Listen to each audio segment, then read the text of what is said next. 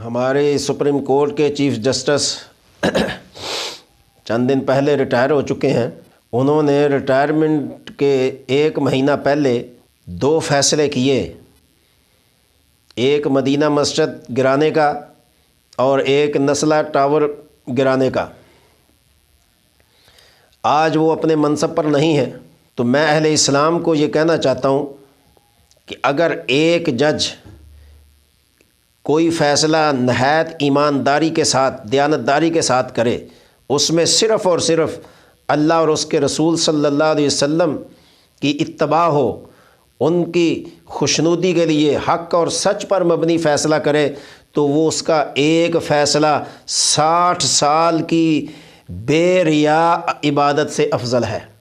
ایک فیصلہ اگر سچ پر مبنی ہو، لیکن خدا نخواستہ اگر یہی فیصلہ ظلم پر مبنی ہو اور جبر اور تشدد پر مبنی ہو اور شعائر اسلام کے توہین پر مبنی ہو، تو وہ فیصلہ پھر اللہ کی بارگاہ میں جو ہوگا وہ ان کو بھگتنا پڑے گا۔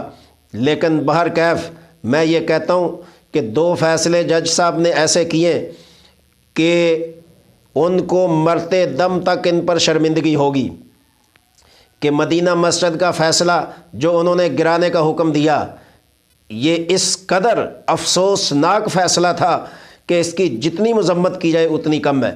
اگر جج صاحب کے دل میں ایمان کی کوئی شمع یا رتی ہوگی تو ضرور ان کو شرمندگی محسوس ہو رہی ہوگی اور ہو رہی ہوگی یقیناً۔ میں آگے جا کے اس کی وضاحت کرتا ہوں مختصر۔ دوسرا، نسلہ ٹاور کے مکینوں کا فیصلہ، جن کو اپنے گھر سے گھر بدر کر دیا گیا، اپنے گھروں سے نکال دیا گیا، اپنے گھروں سے ان کو جدا ہونا پڑا، اور جج صاحب نے کہا کہ یہ غیر قانونی اور تجاوزات کے نتیجے میں اس ٹاور کو گرا دیا جائے جو شارع فیصل پر تعمیر شدہ تھا۔ ظاہر ہے جب یہ ٹاور بنا ہوگا، قانونی کارروائی یقیناً انہوں نے پوری کی ہوگی، لیکن اگر اس کو گرانا ہی تھا تو جج صاحب کو گرانے کا تو بڑا شوق تھا، لیکن وہ نسلہ ٹاور کے اندر جو ہزاروں خاندان تھے جو آج تک احتجاج کر رہے ہیں اور اپنا انصاف مانگ رہے ہیں اور جج صاحب کو جھولیاں پھیلا کر بد دعائیں کر رہے ہیں، ان کا کیا بنا؟ کیا جج صاحب کو نسلہ ٹاور گرانے کا تو شوق تھا، لیکن نسلہ ٹاور کے مکینوں کو معاوضہ دینے کی کسی جج نے بات نہیں کی؟ انہوں نے جو پیسے دے کر گھر خریدے تھے، ان کو وہ پیسے کون واپس دلوائے گا؟ ان کا متبادل گھر کا انتظام کون کرے گا؟ بلکتے بچوں کے ساتھ، چیختی عورتوں کے ساتھ، لوگ اپنی فیملیوں کے ساتھ در بدر کی ٹھوکریں کھانے پر مجبور ہیں۔ کیا جج صاحب اب منصب سے ہٹ کر یہ بات سننا گوارا کریں گے کہ ان مکینوں کا کون والی اور وارث ہے؟ نہ ان کو حکومت پوچھتی ہے، نہ ان کو کوئی سپریم کورٹ پوچھتی ہے، نہ ان کا کوئی ان کے زخموں پر پٹی اور مرہم رکھنے والا کوئی ہے۔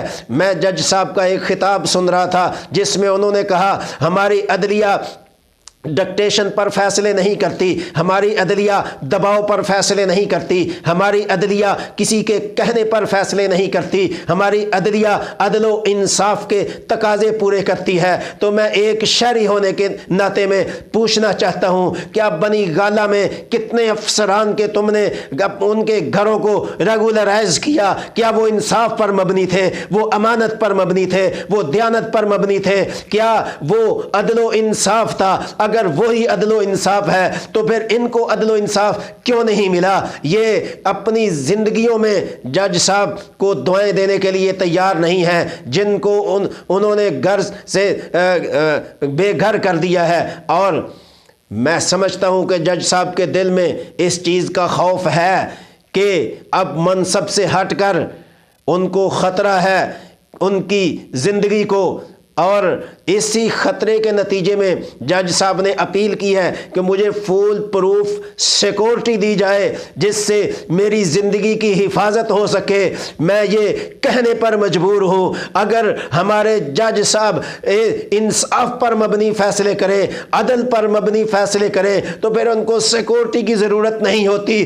جب وہ عوام کے جب غفیر میں جاتے ہیں تو ان کے عدل پر مبنی فیصلوں کے نتیجے میں عوام ان کو صرف دیکھتی نہیں ہے، کندھوں پر اٹھانے پر مجبور ہو جاتی ہے۔ لیکن اگر جج صاحبان اس قسم کے فیصلے کریں گے جو عوام پر ظلم پر مبنی ہو اور عوام پر تشدد اور جبر استبداد پر مبنی ہو، تو پھر ان کو فول پروف سیکورٹی کا مطالبہ کرنا پڑتا ہے، سیکورٹی میں باہر نکلنے کا مطالبہ کرنا پڑتا ہے۔ بغیر سیکورٹی کے وہ بازار میں نہیں جا سکتے، پارک میں نہیں جا سکتے، مسجد میں نہیں جا سکتے، عوام کے سامنے عوام کا سامنا نہیں کر سکتے۔ تو کیا یہ زندگی ہے؟ یہ تو قید اور صعوبت اور مشقت کی زندگی ہے۔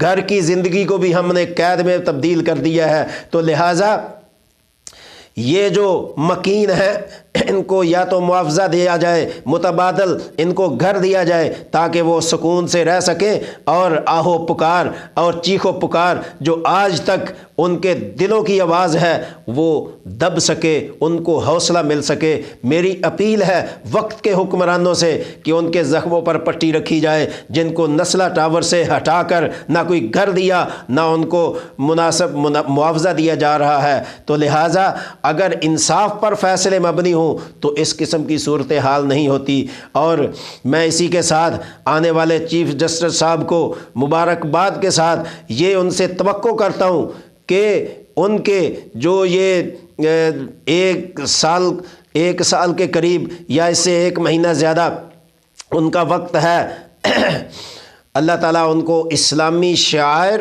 اور اسلام پر مبنی فیصلے کرنے کی توفیق دے۔